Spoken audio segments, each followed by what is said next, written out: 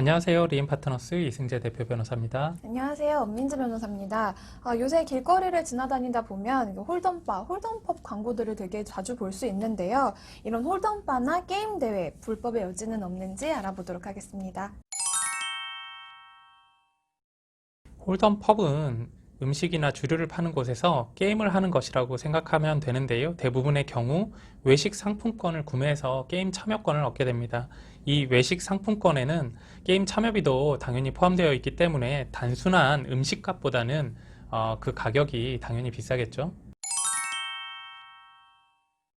불법인지 여부에 대해서 문의가 많은 게 이전에는 보드게임방에서 사설 도박장을 벌이는 경우가 많았다면 요새는 홀덤바에서 이런 일이 많이 일어나고 있기 때문이라고 할 겁니다. 홀덤바에서는 칩을 구매한다고 하더라도 이 칩으로 음식이나 술만 교환할 수 있도록 해야 되지 돈으로 환전을 하지는 않아야 합니다. 경우에 따라서 환전을 해주는 불법 업소가 있으니 조심할 필요가 있겠습니다.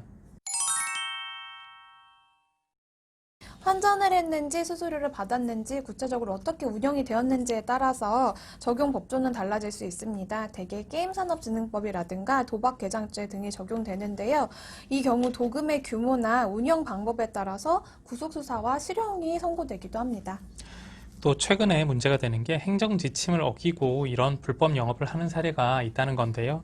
홀덤바의 경우 게임 참가자들 사이에 1m 거리 두기가 쉽지 않다 보니 게임 대회나 운영을 금지하는 행정명령이 내려지는 경우가 있었는데 이를 지키지 않아 고발된 경우도 있었습니다. 네, 최근 법원의 경향을 보면요. 일반적인 행정명령 거부와는 다르게 코로나19와 관련된 경우에는 더욱 엄벌하는 추세인 만큼 행정명령을 어긴 것까지 죄명이 추가가 된다면 더욱더 큰 처벌을 받게 되실 수 있습니다.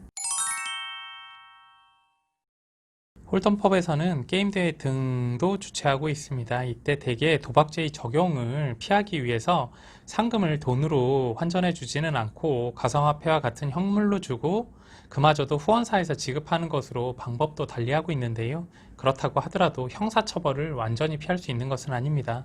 네, 특히 이 게임 대회 참가권을 플레이어 간에 돈을 주고 양도할 수 있게 하는 게 일반적인데요.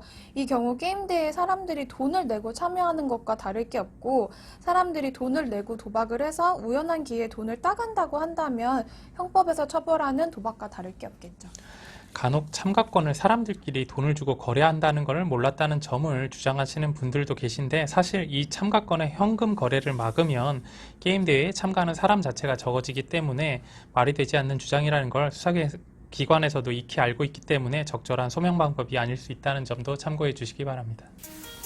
네, 사실 순수하게 게임을 하면서 시간을 보낼 수 있도록 설계된 공간인데 아무래도 돈이 오가게 되면 처벌될 수밖에 없는 구조인 것 같습니다. 홀덤펍과 관련해서 궁금한 사항이 있으시면 언제든지 저희 법인으로 연락 주세요. 고맙습니다. 감사합니다.